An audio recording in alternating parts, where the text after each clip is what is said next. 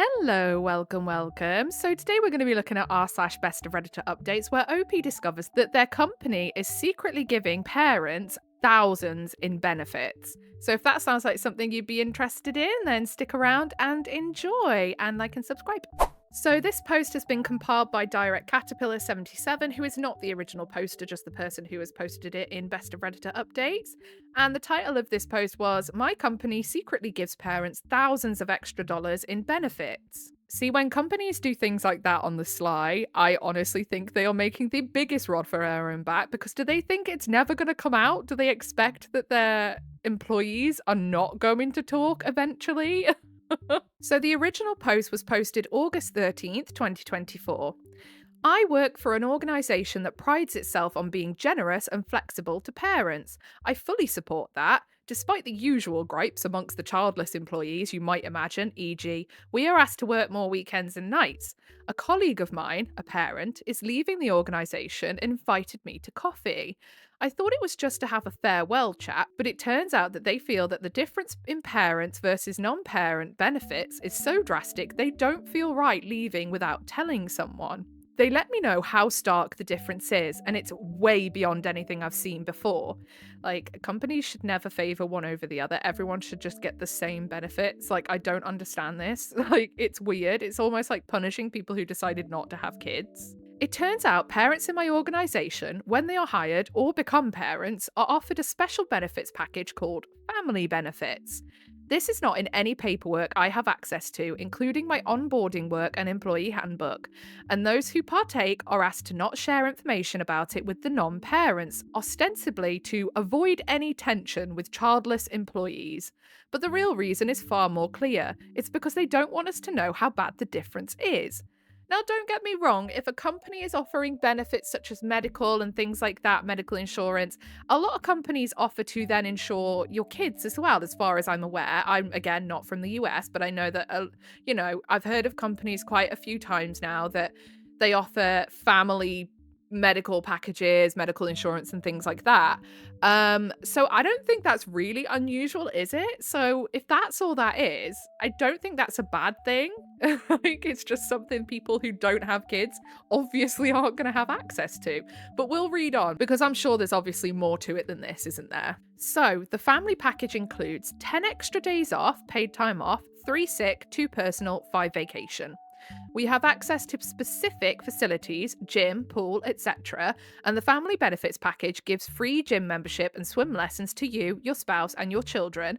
I can only get those at 50% discount, and my spouse gets no discount at all.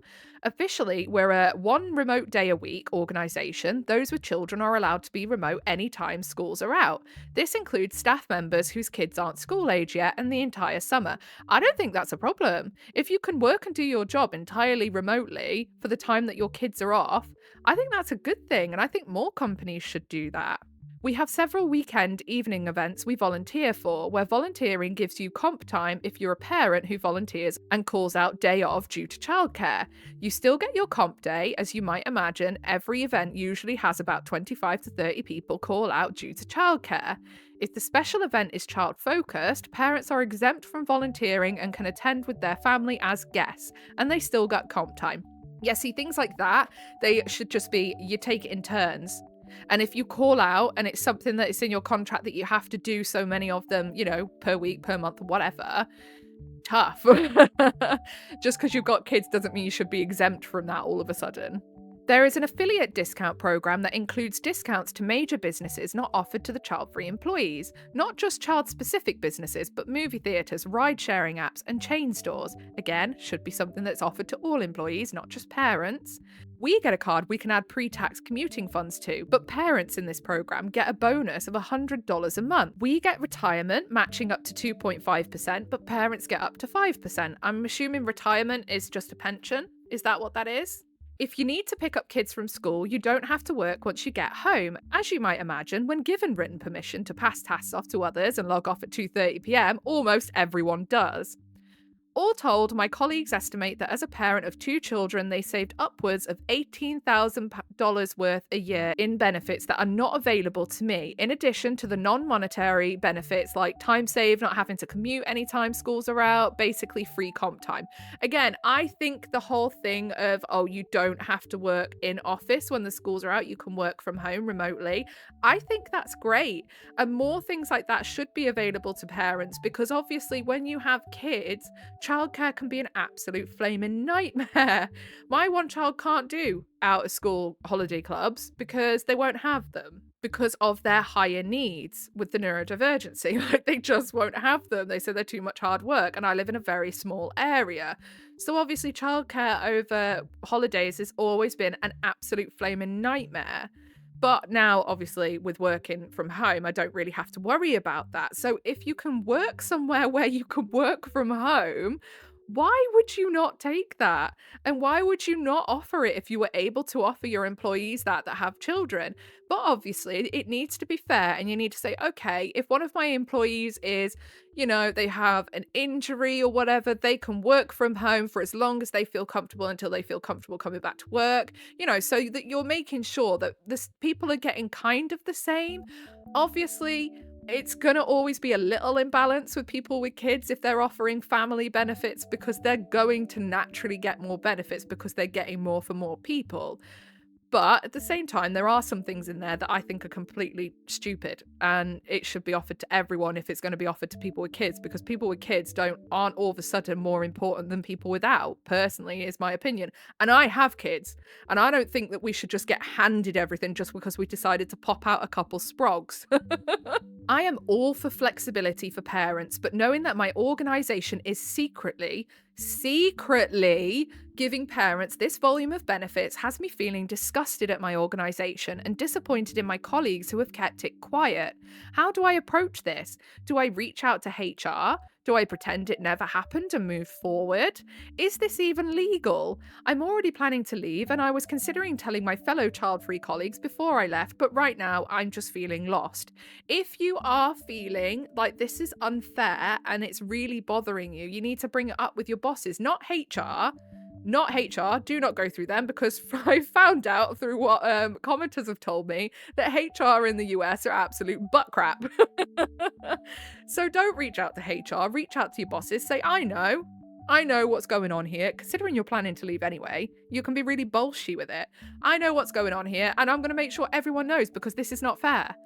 And it's not fair. There are some things in there that are absolutely not fair. Like you say, flexibility for parents, I think, is important to be able to allow parents to get back into work when they have children, because you hear so often governments complaining about the amount of people that have kids and aren't working enough, or they can't afford the kids and the kids are going hungry and the kids are going without and blah, blah, blah, blah, blah. And it's like, well, if you made working environments more accessible to people who have kids and made childcare more accessible, then not so many people would be out of work after having kids or be stuck only being able to do the bare minimum hours, So I do think having certain flexibility and benefits for parents is important.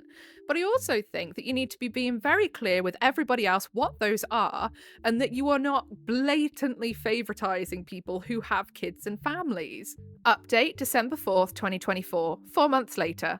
Thanks to you and everyone in the comments. Before anything else validating my opinions that this is bananas, a few notes and answers.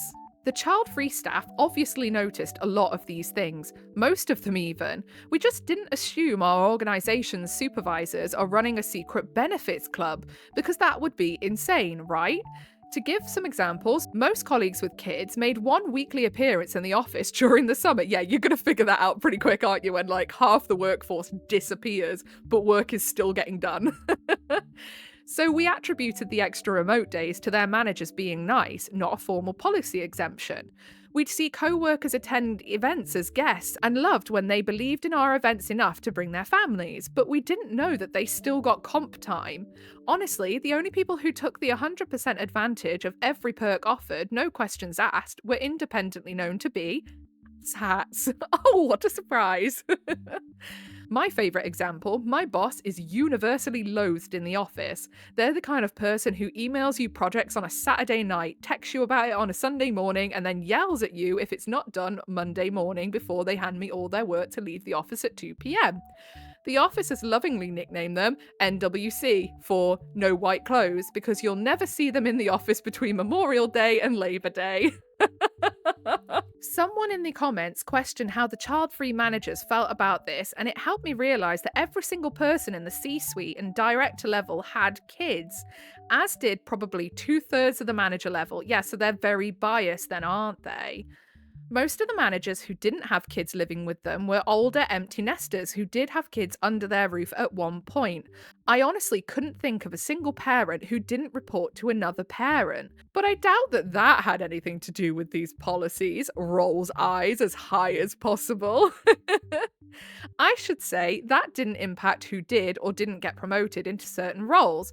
Parents and non-parents alike were deservedly hired or promoted from within. It did obviously impact which supervisors were assigned to which person. Yes, apparently, if you have your first child while working there, you then get told about the expanded benefits package to accommodate your new family.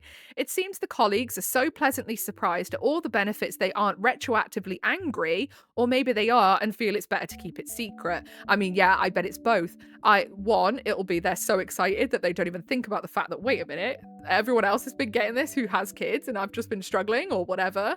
And like you say, they're not going to bite the hand that feeds them. Let's be realistic. And again, because having kids and trying to work is the biggest, most annoying juggling act you will ever do in your life. So if they have something that makes it exponentially easier and beneficial, they're not going to bring it up and be like, hey, what the hell? Why is this all available now but never was before? They're going to just be like, I ain't saying anything and I'm going to take it and I'm going to run with it. We do have a small, understaffed HR department, one person who is basically the liaison between us and a PEO for benefits and payroll, and a director who mostly does interviews and handles complaints. Both are parents. Ah, yes, of course they are. To try and fix this, especially because I'd been regularly interviewing to leave and didn't want to do it alone in the event that I got a new job and left it behind, I spoke to some trusted colleagues, one parent and two child-free. The colleague who was a parent, I also learned had joined as a parent and was not given a big "don't tell the others" speech. It was just suggested that they have discretion around benefits so we don't let money get in the way of teamwork. The two child-free colleagues had no idea about this and were enraged. The four of us met and, the Monday after your answer, put together some language and emailed our HR department and managers to outline that we knew about the benefits differences and were 100% prepared to publicly share with the full organisation and an employment lawyer if they did not work to balance out the benefits. Or at least publicise the differences so non-parents can choose whether or not they want to work here. I got a response saying that they'd be looking into it, and suddenly a number of directors and managers, including my boss, the C-suite, HR, and some board members, were meeting for hours at a time that week. Now, will they change it or will they try and brush it under the carpet? That Friday, an email went out that basically said benefits would be changing to match the changing needs of our organisation. However, it didn't acknowledge previous differences. Generally, it meant that non-parents got the extra time off, comp days are only given if you complete a volunteer shift, and we would have a universal in-office day of Wednesday during the summers. So everyone has to find a way to come in on that Wednesday. I see. But be remote the other 4 days. However, some benefits weren't changing. You were still only eligible for family gym memberships if you had kids. There is no couples membership at organisation. So non-families were just SOL. I don't know what that means. I'm not sure what that means. I can't figure that out. That's going to annoy me now. Leaving early without paid time off was only for school pickups, and no announced changes changed to our retirement benefits. So yeah, they're trying to brush it under the rug.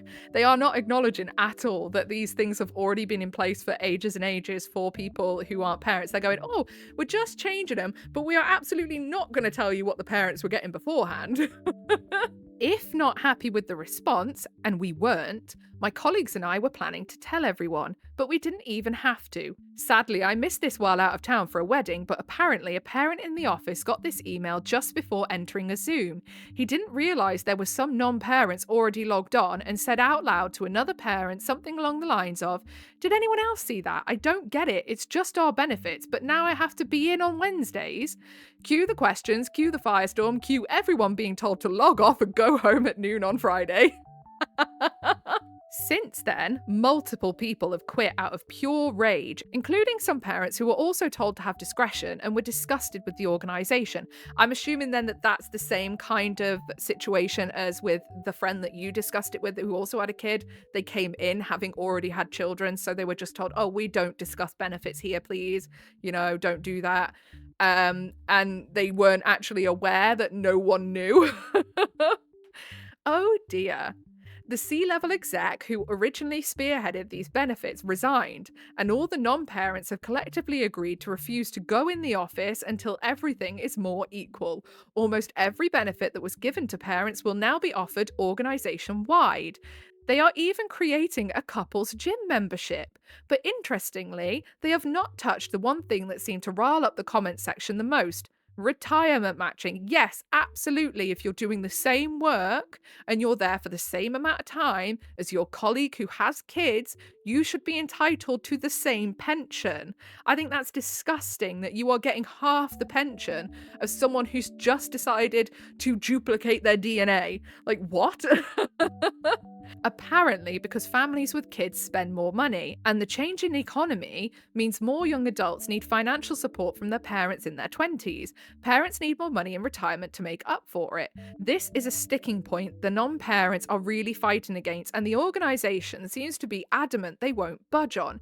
Well, I'm sorry, but those people who have kids are the ones who decided to have them. No one's stupid enough to think that having kids isn't going to mean that you're going to be spending an absolute butt-ton more of money.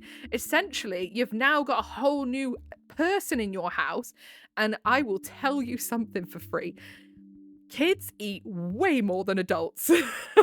They use way more water, way more electric, way more everything, heating, everything. Do you know, I could live so cheaply if I didn't have kids. I can tell you that. I would definitely live cheaply. Having kids, they are so expensive, and I knew that when I was pregnant with them.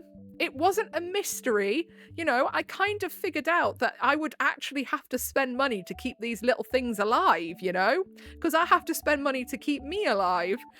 I was under no false pretenses. I didn't think they'd just pop into the world for free and just have a free ride forever and ever. Do you know what I mean? It's like, parents are aware of that. So if you're going to have kids, then you're going to have to expect that you're going to need to support them and maybe support them later into life. It's just the part of having kids. Tough if you don't want to do that. You shouldn't have had them. It doesn't mean you should be entitled to more retirement than your colleagues that are doing the exact same flaming work that you are. Lucky for me, the reason I'm not joining them in that good fight is that I'm writing this having submitted my 2 weeks.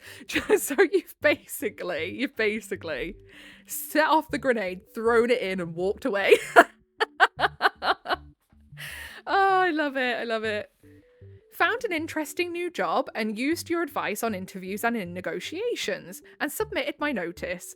There was still some drama. My aforementioned asshat boss, NWC, responded by taking multiple projects away from my fellow non-parents, saying they can't do it while they're on remote strike, and assigning them to me.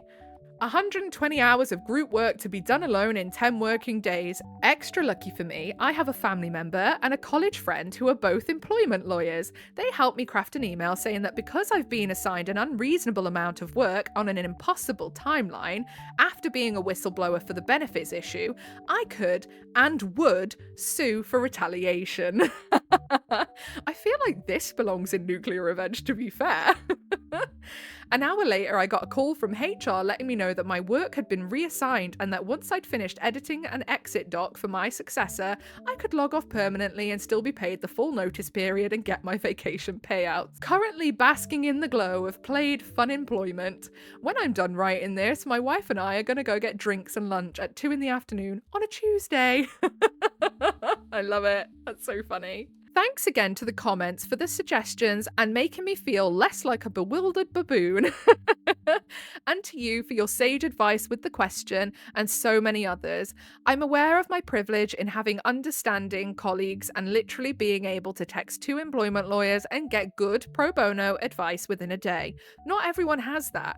So thank you for providing the resource. Yeah, I've seen this quite a few times where people have come to Reddit with like really bad, awful issues with their employers.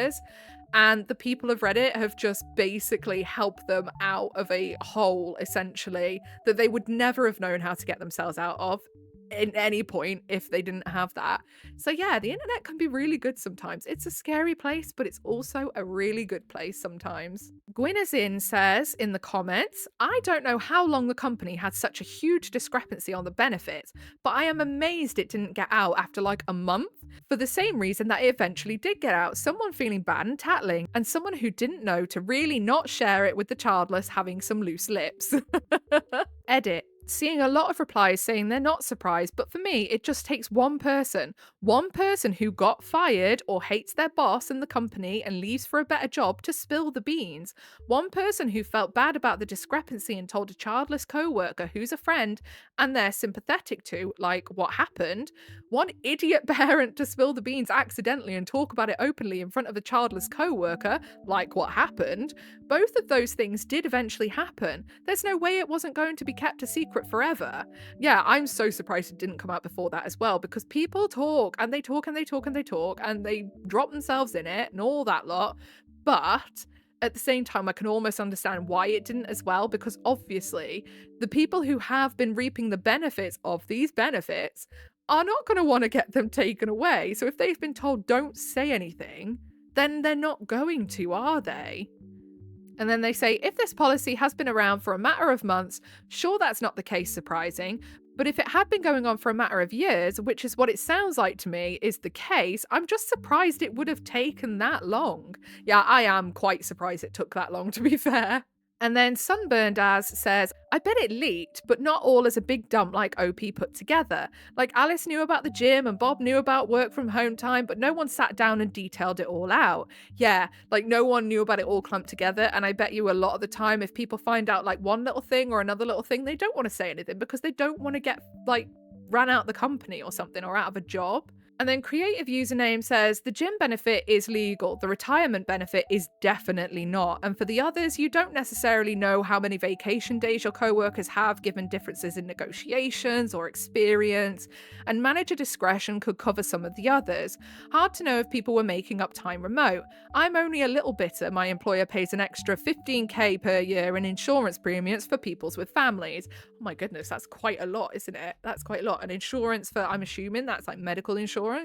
I hear is a big thing over there and quite expensive and wholly inaccessible to a lot of people, meaning that what, you're just like raw dogging your health? Like that sounds so scary. I am eternally grateful for the NHS, I can tell you that, especially having a chronic health condition myself. I'm like, oh my goodness. I would hate to think about how down the poo chute I would be if it wasn't for the NHS. I really couldn't even imagine it. That sounds very scary. So yeah, I can totally imagine why people would be annoyed about extra health benefits and things like that, because it is a big point of contention over there, isn't it? All in all, I am just highly amused about the way that OP basically lit the match, dropped it, and let it all go up in flames behind them as they walked away into the sunset. Like, I genuinely feel like this belongs on, like, Nuclear Revenge, and maybe even Pro Revenge, if not Nuclear, but my goodness. They really just set the whole place ablaze, didn't they? But yeah, if you enjoyed it and made it all the way to the end, I very much appreciate you. If you would like to leave a like and subscribe, I would really appreciate that as well. And I do post every single day, so that'll help you find your way back here. Other than that, I'm going to disappear now. I hope you have a good rest of your day, whatever it is you're doing. Goodbye.